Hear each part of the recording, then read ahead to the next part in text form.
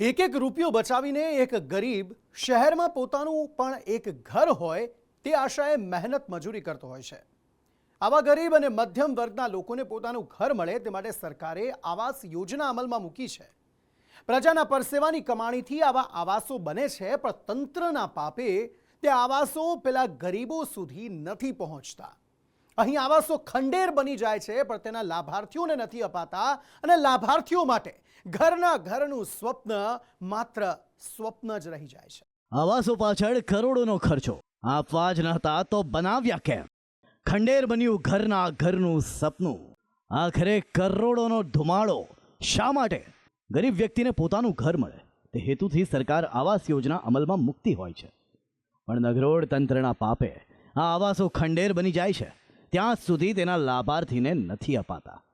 ક્યાંક 8 વર્ષ તો ક્યાંક 12 વર્ષ સુધી આવાસ યોજનાનો લાભાર્થી પોતાના ઘરની રાહ જુએ છે, પણ એર કન્ડિશન ઓફિસમાં આરામ ફરમાવતા સરકારી બાબુઓને એ પોતાનું ઘર ન હોવાની પીડા કેવી રીતે સમજાય? સ્માર્ટ સિટી કહેવાતા અમદાવાદની મહાનગરપાલિકાનો વહીવટ એટલો સ્માર્ટ થઈ ગયો છે કે લોકો ત્રાહિમામ પોકારી ઉઠ્યા છે। પાલિકાની આ સ્માર્ટનેસ વિકાસના કામોમાં નહીં પણ બેદરકારીમાં જોવા મળી રહી છે। અમદાવાદના થલતેજમાં અંદાજિત 59 કરોડના ખર્ચે પાલિકાએ 1180 જેટલા આવાસો બનાવ્યા। પાલિકાએ આ આવાસો તો બનાવ્યા, પણ તેને લાભાર્થીઓને આપવાનું જ ભૂલી ગઈ। વધુમાં પાલિકાએ જે કોન્ટ્રાક્ટરને આવાસો બનાવવાનું કામ સોંપ્યું હતું તે કોન્ટ્રાક્ટર પણ આવાસોનું કામ અધૂરું મૂકીને રફુ ચક્કર થઈ ગયો। આવાસોનું હજુ પણ 25% જેટલું કામ બાકી છે, છતાં તંત્રના પેટનું પાણી નથી હલતું। થલતેજમાં પણ બનેલા આવાસ ધૂળ ખાઈ રહ્યા છે। અંદાજિત કરોડોના ખર્ચે બનાવવામાં આવેલા આવાસોમાં ડ્રો કર્યોની ફાળવણી નથી કરી એએમસી દ્વારા અને કોન્ટ્રાક્ટરે અધૂરી કામગીરી મૂકતા તમામ કામગીરી અટકી ગઈ છે। અહીંયા દ્રશ્યમાં પણ એ જ પ્રકારની બેદરકારી તંત્રની સામે આવી રહી છે। જ્યારે કામગીરી અધૂરી હોવાના કારણે આ કંપનીને બ્લેકલિસ્ટ કરવામાં આવશે, પરંતુ આ પ્રકારે જ્યારે બેદરકારી રાખવામાં આવતી હોય છે અને આજ ત્યારે કરોડોના ખર્ચોનું પાણીમાં ભળતા હોય છે તે પ્રકારે અને ગરીબોને ઘર પણ નથી મળતા। હવે આ બેદરકારી તંત્રની હોય છે અને તેના જ કારણે સામાન્ય જનતા પોતાના ઘરનું સપનું પાણીમાં રોડાતું નજરે પડતું હોય છે। ત્યારે હવે આ ઘર લોકોને ક્યારે મળશે તેને લઈને પણ સવાલ ઊભા થઈ રહ્યા છે, કારણ કે ફરીથી ટેન્ડર પ્રક્રિયા હવે શરૂ કરવામાં આવશે। અમદાવાદના ઓઢવમાં પણ છેલ્લા 2 વર્ષથી 119 જેટલા આવાસો બનીને તૈયાર થઈ ગયા છે, પણ તેના લાભાર્થીઓ હજુ પણ પોતાના ઘરથી વંચિત છે।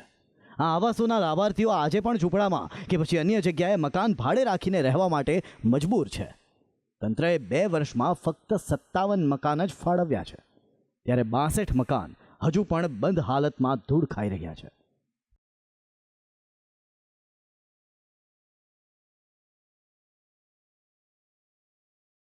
કેટલા સમયથી આ આવાસ જે છે તે તૈયાર થઈ અને લોકોને સોંપી દેવામાં આવ્યા છે, અને આ બિલ્ડિંગ છે તેમાં કેટલા આવાસો સોંપવાના બાકી રહ્યા છે? અવારનવાર તેના ધક્કા ખાધા છે।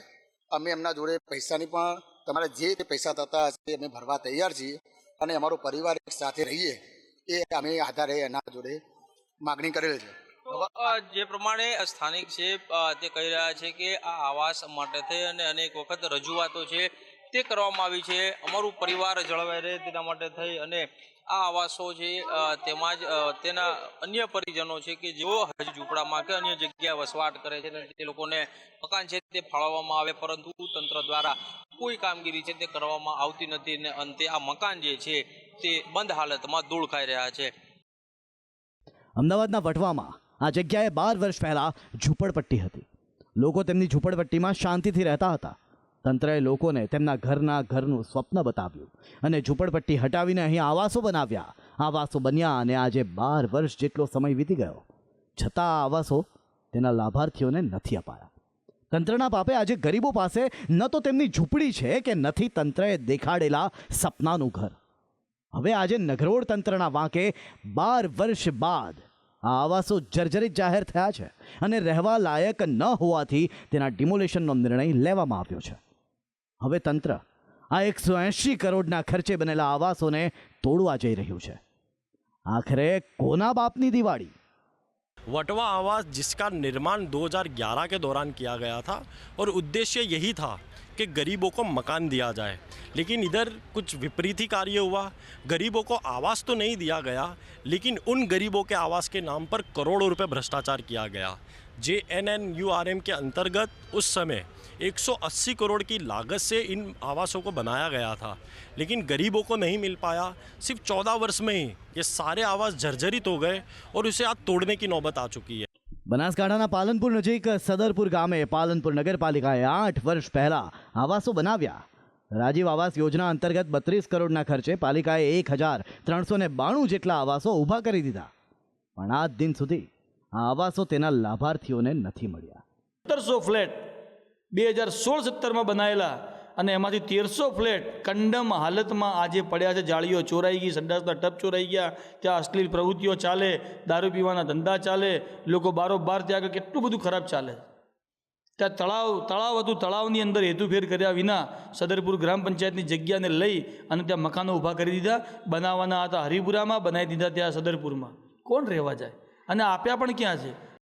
પાલનપુર નગરપાલિકાએ જે જમીનમાં આવાસો બનાવ્યા છે તે સદરપુર ગામની ગૌચરની જમીન છે. વધુમાં આ જમીનમાં પાલનપુર શહેરની ગટરના ગંદા પાણીનો નિકાલ પણ થાય છે. જ્યાં ગટરનું ગંદુ પાણી ઠલવાતું હોય તે જમીનમાં નગરોડ તંત્ર દ્વારા પાણી પુરવઠા અને ગટર વ્યવસ્થા બોર્ડની મંજૂરી કે હેતુફેર કર્યા વિના જ આવાસો ઊભા કરી દીધા.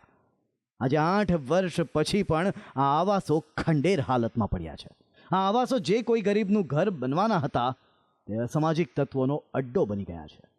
અહીં રાત્રે દારૂ અને જુગારની મહેફિલો જામે છે, ત્યારે એક વાત અને એક સવાલ થાય છે કે તંત્રએ કરોડો રૂપિયાનો ધુમાડો શું આ દિવસ માટે કર્યો હતો?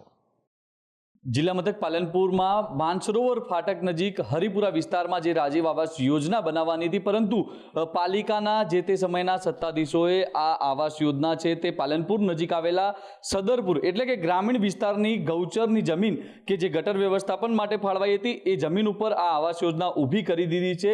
મહત્વની વાત છે કે 1392 જેટલા આવાસ 8 વર્ષ પહેલા તૈયાર કરી દેવાયા છે, પરંતુ હજુ સુધી જગ્યાનો હેતુફેર થયો નથી ને તેને જ કારણે આવાસ યોજના અટવાઈ છે. અત્યારે આ જે આવાસ યોજના છે તે અસામાજિક તત્વોનો અડ્ડો બની છે. આપ દ્રશ્યોમાં જોઈ રહ્યા છો કે જે ગુજરાતમાં દારૂબંધી છે અને તે જ પાલિકાના કરોડો રૂપિયાના ખર્ચે તૈયાર થયેલી આવાસ યોજનામાં અસામાજિક તત્વો અહીંયા અડ્ડો જમાવી બેઠા છે. દારૂ જુગાર સહિતની પ્રવૃત્તિઓ અહીંયા ચાલી રહી હોવાની બૂમરાડો પણ ઉઠી છે. ત્યારે બેદરકાર તંત્ર સામે પગલાં લેવાય તેવી લોકો છે તે માંગ કરતા જોવા મળી રહ્યા છે. ધવલ જોશી, સંદેશ ન્યૂઝ, બનાસકાંઠા. સરકારી બાબુઓને જે માત્ર સિમેન્ટ કોન્ક્રીટનું એક બાંધકામ લાગે છે તે કોઈ ગરીબ માટે દિવસ રાત એક કર્યા બાદ જોયેલું સપનું હોય છે. તંત્ર કરોડો રૂપિયા ખર્ચીને આવા આવાસો ઊભા તો કરી દે છે, પણ પછી તે લાભાર્થીઓને અપાતું નથી. ત્યારે સવાલ એ થાય છે કે જો તમારે આવાસો કોઈને આપવા જ નહોતા તો બનાવ્યા શું કામ? શા માટે તે ગરીબ વ્યક્તિઓને તેના ઘરનું જુઠ્ઠું સ્વપ્ન દેખાડ્યું? પ્રજાના પરસેવાની કમાણીનો આવો ગેરવહીવટ શા માટે? બ્યુરો રિપોર્ટ, સંદેશ ન્યૂઝ, અમદાવાદ.